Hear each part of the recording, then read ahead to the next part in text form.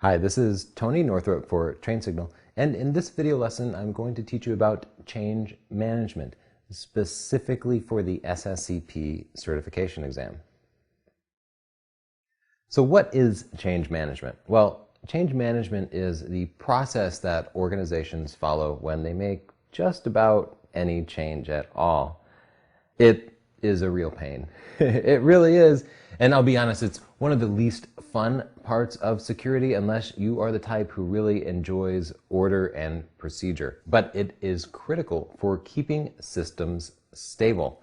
And you'll find that things will simply break less often. Systems will be more reliable. You'll have more nines of availability. Everything will work smoother when you have the proper change management process in place. If you have regulatory issues to deal with, it also helps improve your compliance. And when things go wrong, change management allows you to rebuild it exactly as it was because that change management system also records every setting and change that you make to your systems. The first step in a change management process is to define a baseline. And the baseline just tells you what systems originally look like and hopefully what they're supposed to look like. That way, if any change is made to that baseline, you can record it and you know exactly what the new setting is. When you do get around to making a change, it's really important to work within predefined procedures and timelines for the change. So here's what that means in practice. There's an update that comes out that you need to apply to your file server's operating system. Let's say it's running Windows Server 2008 and Microsoft releases a critical security update. And you need to apply it sometime in the next 30 days. It's not life or death. The way a typical change management procedure works is, of course, you identify the update and determine that it's important. Then, against a test system in a lab environment, you'll install the update and make sure that everything still works properly. This testing process is pretty standard in larger organizations, and it's important with mission-critical systems.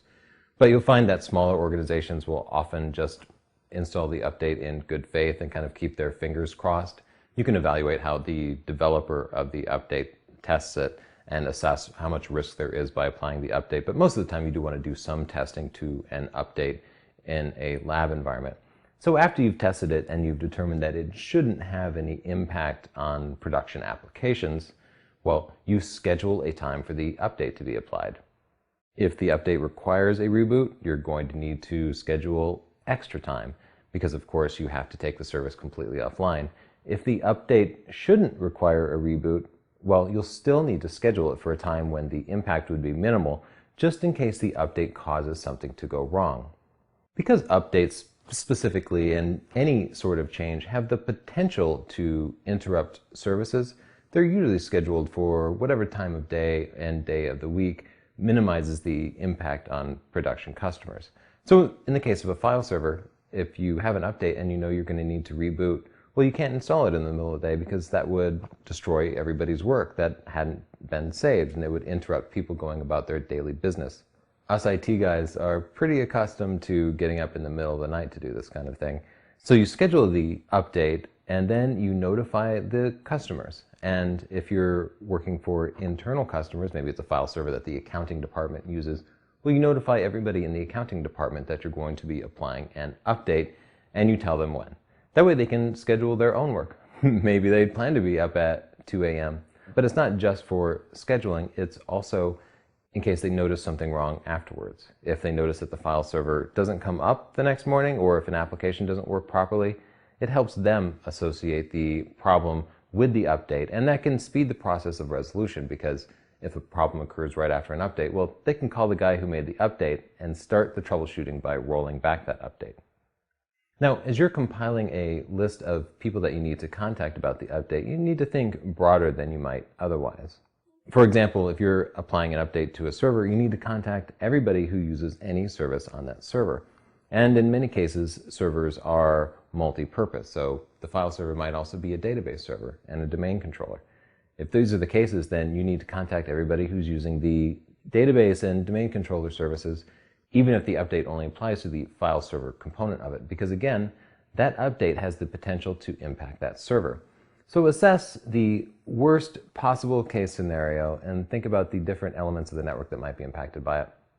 This becomes a really big deal if you're applying an update to a piece of networking equipment, especially routers, which might handle traffic for dozens of different networks. If you're applying an update or any sort of configuration change to a router, you get to contact everybody who owns any adjoining routers, anybody who manages the network equipment that connects to the router, anybody who manages a network or a host or a server on any network that passes traffic through the router one way or another. And that can be a lot of people. It can be hundreds or thousands of people. And for that reason, it becomes a real pain. And here's why: because you'll schedule that update and you'll send out a mass email probably saying, hey, we have an update scheduled to this router. Should only be offline for 15 minutes. And you'd think that would be the end of it. You'd have to get up in the middle of the night. But what actually happens is you then get a bunch of emails back saying, absolutely not. You cannot schedule an update for that time. I have a major product rollout going out in Sweden at that time, and it's going to mess everything up for me. So then you end up rescheduling, or maybe whoever is complaining just ends up rescheduling what they have to do. But the wider the impact, the more difficult scheduling becomes, and the more difficult everything becomes for you. Because it's so difficult to assess the impact of changes, many organizations, including organizations that I've worked for in the past, will have change management meetings either once a day or once a week. Everybody gets together on the phone at, say, 9 a.m. and they talk about any changes that they're going to make. So you have the heads of 10 or 20 different departments listening in on a con call while everybody describes every single patch they have to update, and then people ask, well, do you have to do it at that time? Can you do it at a different time? These meetings get to be pretty boring and monotonous, especially because most updates don't impact you. But nonetheless, it can be really important because somebody will say, oh, I need to update this file server. And then you'll find out that somebody's using it that you didn't even know about. So because multiple groups are listening in on these change management calls, they can raise alerts to potential problems and, in the end, reduce the impact of those problems. Another element of change management is monitoring the systems after you apply the update or configuration change. And if things aren't working quite right, you roll that change back. That means you need to have a plan for rolling the change back too. So you enter change management with a couple of plans. The plan for installing the update, which might be just double-clicking a link and waiting a couple of seconds. Or it could be a complex series of steps that you need to follow. Either way, you have a plan for implementing the change and then for undoing it. And there are often multiple tiers to the rollback plan. So in the case of installing an update, your first plan for rolling it back is just going to be to click the uninstall link probably. But your next plan might be to restore that whole system from a backup. Just in case the update hoses things really bad, you'll make sure that you have restoration systems in place so you can absolutely get that computer working no matter what. And you'll be surprised just how often things go really, really south. Most of the time you'll make the change or install the update and just go home and get a good night's rest.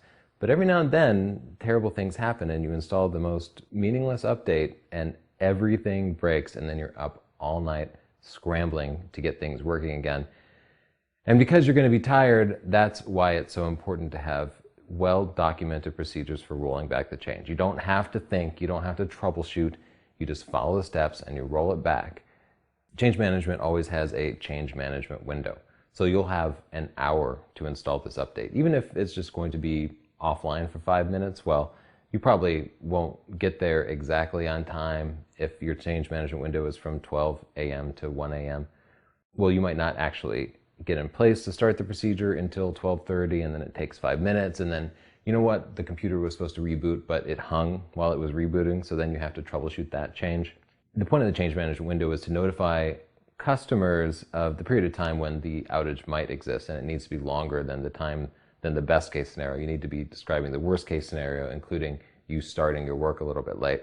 It also gives you a deadline. If you don't have things working before the end of that change management window, you need to roll it back. And in fact, you need to leave yourself some time to roll it back.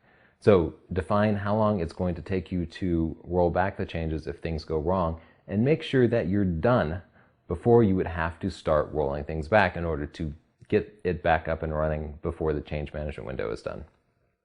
In other words, imagine that you have an update that takes 5 minutes to install, but you expect it to take you about 15 minutes to roll it back if things go wrong. Your change management window is from 12 a.m. to 1 a.m. Well, because the update might take 15 minutes, you can't start installing that update at 12:45 because the update will take 5 minutes and then it will be 12:50. And by the time you test it and make sure that everything works properly, well, if it doesn't work properly, you're not going to have time to roll it back before the end of your change management window. And you need to take these times really seriously, because if you tell people that it's going to be offline from 12 a.m. to 1 a.m., they're going to schedule stuff right for 1 a.m. and they're going to be launching their apps and expecting things to work when the change management window is done. So you need to be out and have your hands clean by the time it's done. The last component here is evaluating, authorizing, testing, carrying out, and documenting changes.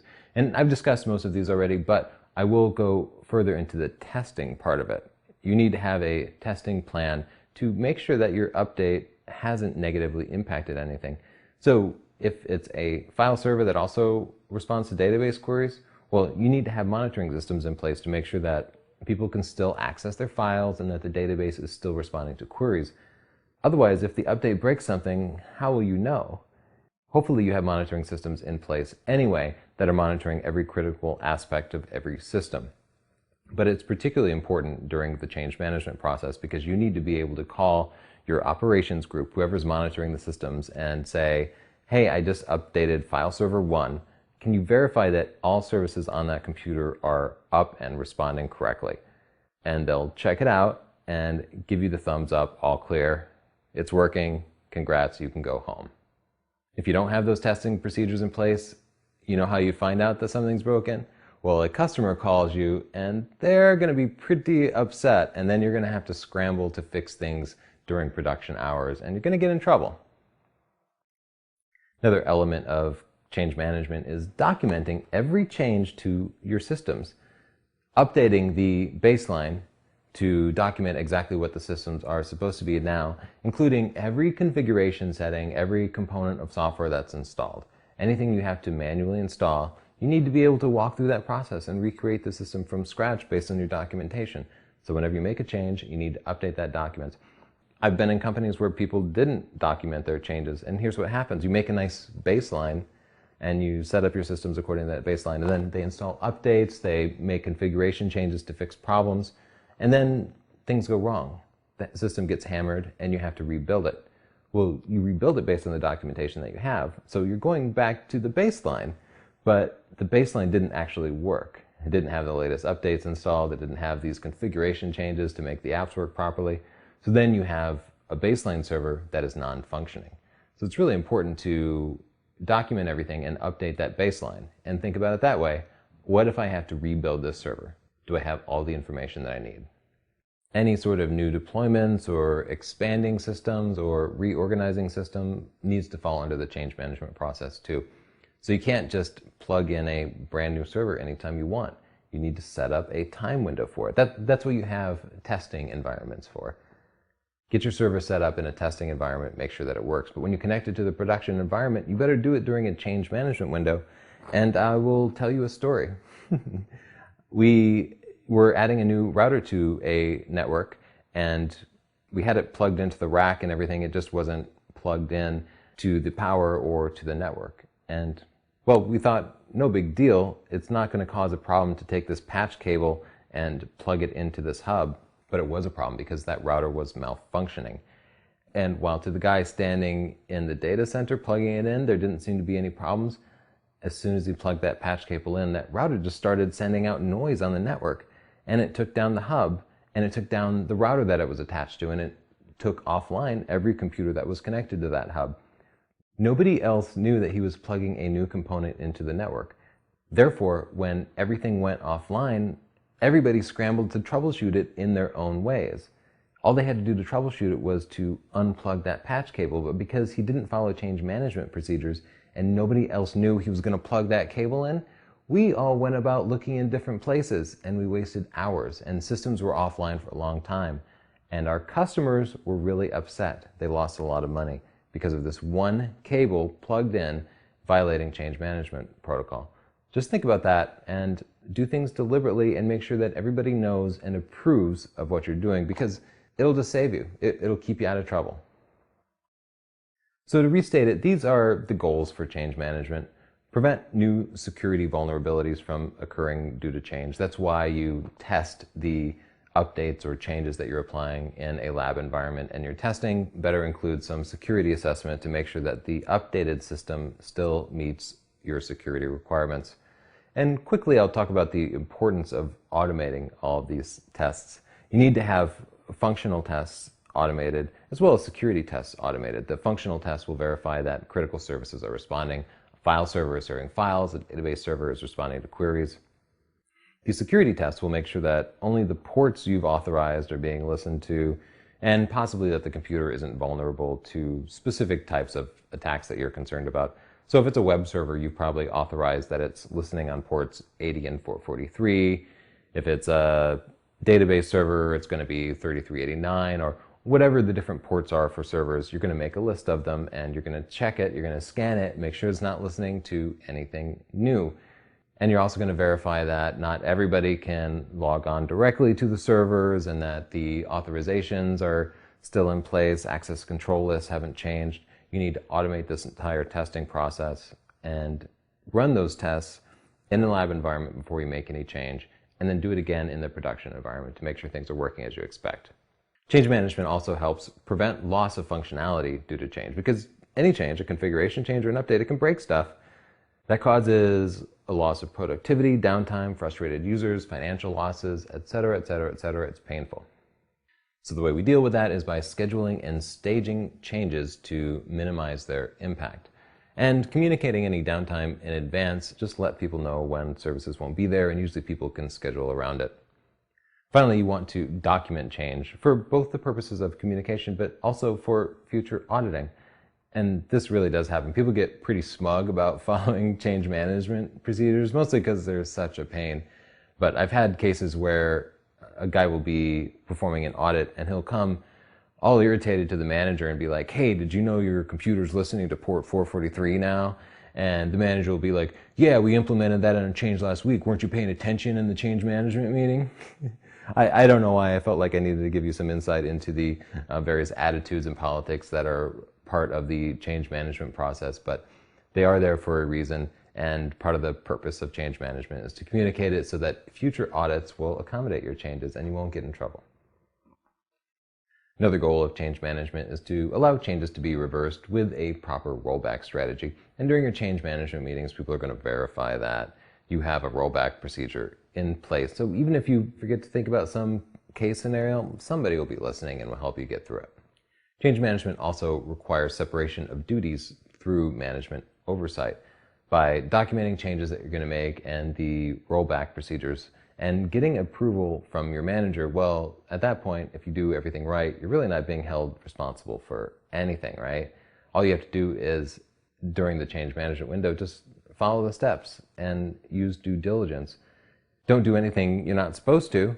But if you were to take it upon yourself to just install an update in the middle of the night and then you ended up breaking everything, well, that exact thing happened to me now that I think about it. I must have been 19 and I was working a systems administration job while I was working through college, and it was basically just me, a 19-year-old in charge of IT for this little company. They were crazy to not have somebody more experienced in there, but they put a lot of responsibility on me, and I didn't know what the heck I was doing because I was 19. And one Saturday night, I decided I was going to install some updates and make some changes, and I thought it was going to make everything better, and it didn't. It made everything worse, and it made my life worse too. I went to install the updates, and suddenly the server wouldn't come back online, and everything was messed up. So I started it on a Saturday night, and I was still there all day Sunday trying to fix it. And wouldn't you know, I stayed up all night Sunday trying to get the whole network working, and when people started showing up for work on Monday, I was still there, and stuff still wasn't working, and I looked really stupid. And it was at that point that I really developed an appreciation of change management, and I guess you can say I learned it the hard way, and I'm hoping you won't have to learn it the hard way by losing your weekend and looking like a big dummy when people come into work on a Monday. And finally, change management helps you document changes that are made, either for the purposes of auditing or for reproducing the exact configuration in the event that you need to rebuild, for example, as part of business continuance or disaster recovery.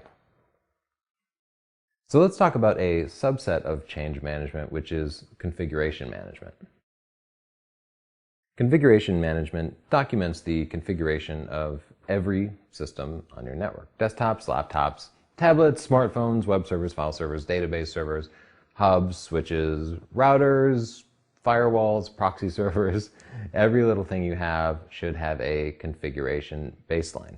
Any changes you make to it are deliberate and documented. That means every port you open on a firewall, every service you start or stop on a desktop or laptop, any app you install on a tablet or smartphone, deliberate and documented. This allows for proper auditing. If you make a change and they don't update the audit list, well, first, it could get you in trouble with the auditor.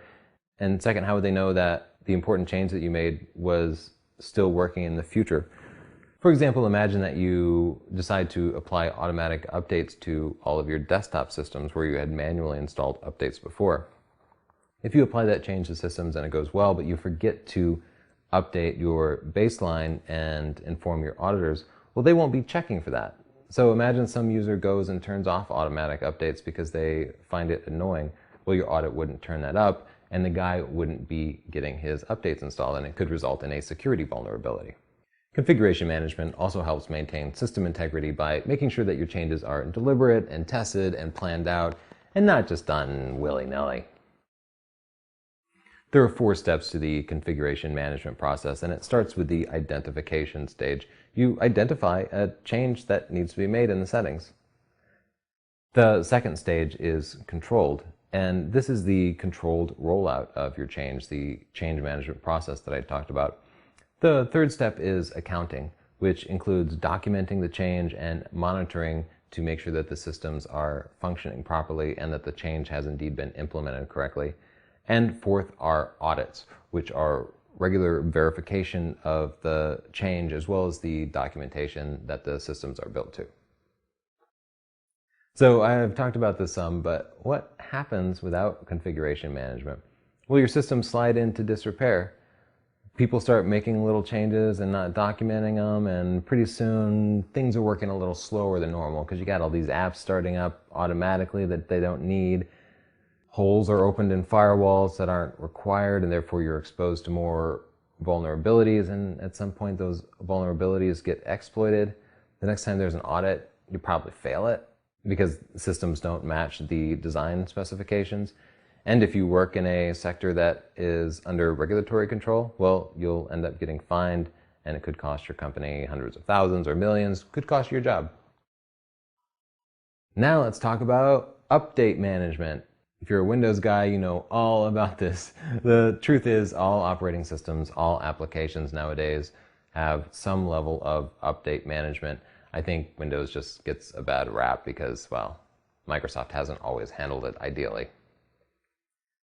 What is update management, aka patch management? Well, it's deploying software updates.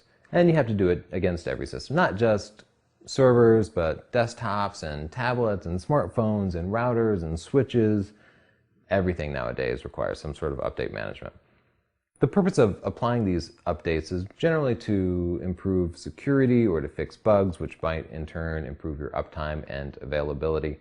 You know, these updates come out for different purposes. Occasionally they actually add features, but for the most part they're just fixing some bug that was discovered after the software was initially released.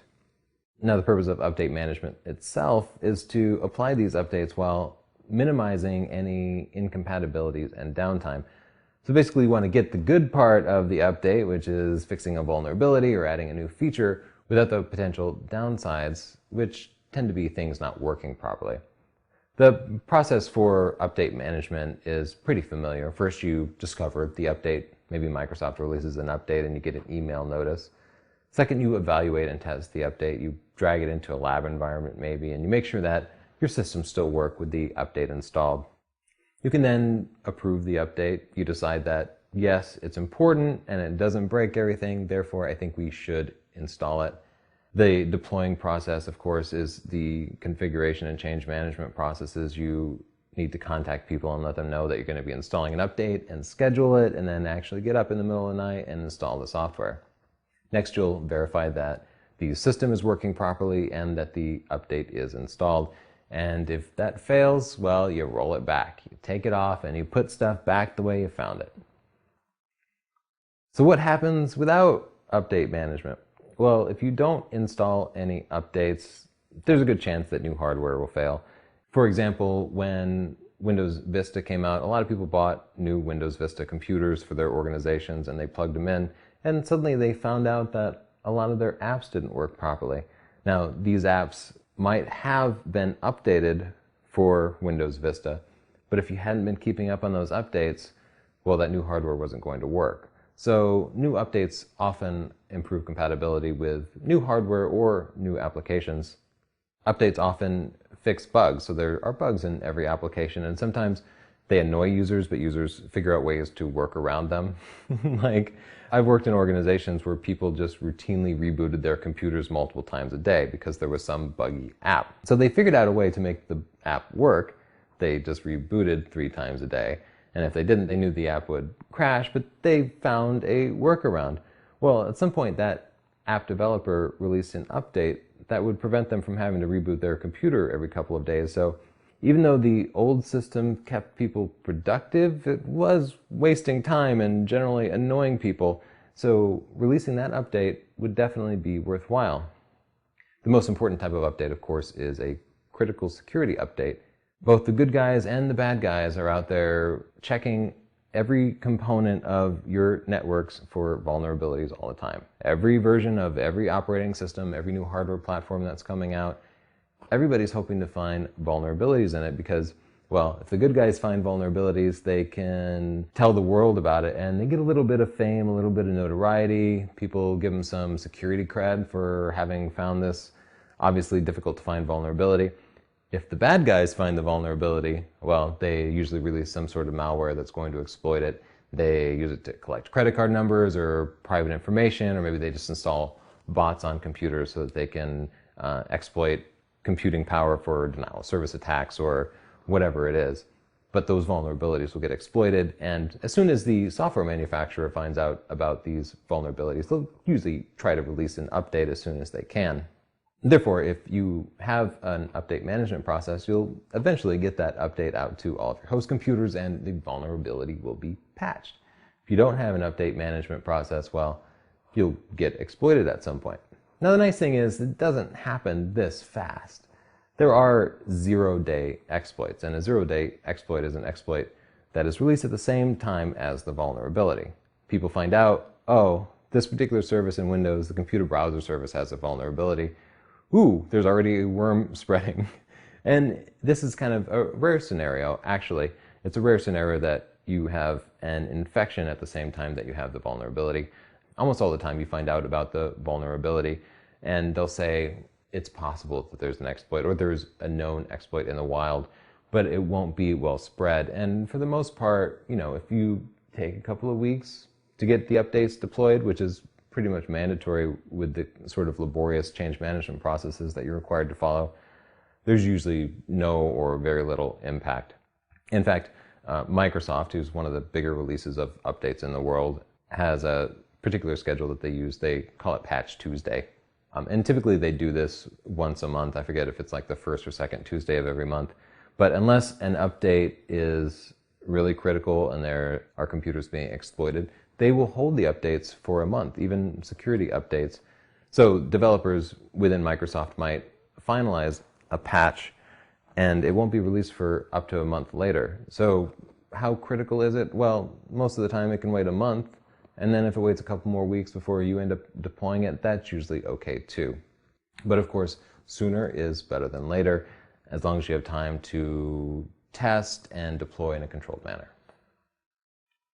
Let's talk about Sdlc, the Systems Development Lifecycle. This is the 5-step process. Analysis is sort of the discovery part of it. You decide that you need to develop a new system. Systems development lifecycle is also called the software development lifecycle. So you're basically putting in a new server, or maybe you're writing a new app. Design is the phase where you're making the critical choices, but you're not actually writing code or setting up hardware yet. You're making all the decisions. How fast does it need to be? What are the security requirements, etc., etc. And during the implementation phase, this is the fun part for me. It's when you write the actual code and get your hands dirty. The testing phase verifies the functionality of the system and probably includes security testing to make sure that it meets all of the design requirements. And at the end of the testing phase, you should have a fully functioning system. The evaluation phase is like testing at a higher level. Evaluation makes sure that it really meets the intentions of the original analysis and design. So while testing might verify functionality, evaluation might check for usability. Does this actually accomplish our business goals? So the software development, systems development lifecycle process is good and bad. Now, I've been a developer for more than a decade, and sometimes I follow it and sometimes I don't. Sometimes I just write quick and dirty code and I get it out there, and well, that's a lot of fun. However, if I write some quick and dirty code and then it doesn't work, guess whose fault it is? It comes right back to me and I got to run in there and fix it. So one of the good things about Sdlc is the accountability. It kind of spreads it around. The developer doesn't take all of the blame. Some of it can go on the people testing the product because, of course, if the developer makes a mistake, the people testing and evaluating it should find it. The same at the design phase. If you design something as part of a group and everybody agrees to it, well, no one person is to blame. It's kind of groupthink. Sdlc also provides a nice structure, and through the process of designing and writing and testing and evaluating, you're going to create a lot of documentation so you know exactly how everything should work. In the end, the product is going to be more reliable. And though the process itself takes longer and is much more expensive, those costs are predictable. You have a good schedule for the overall project, and something like 90% of all software development projects end up going over schedule. It's still more predictable and closer to the actual schedule if you follow the Sdlc process than if you just wing it all. So in the end, as a developer who's worked for both big and small companies, I am in favor of the Sdlc process. And there have definitely been times when I wanted to pull my hair out, but at the same time, the benefits of it, the planned projects and sharing the blame for stuff that doesn't work out with all of my peers, I think those more than make up for the downsides of it. This is Tony Northrup for Train Signal, and thanks so much for watching this video lesson.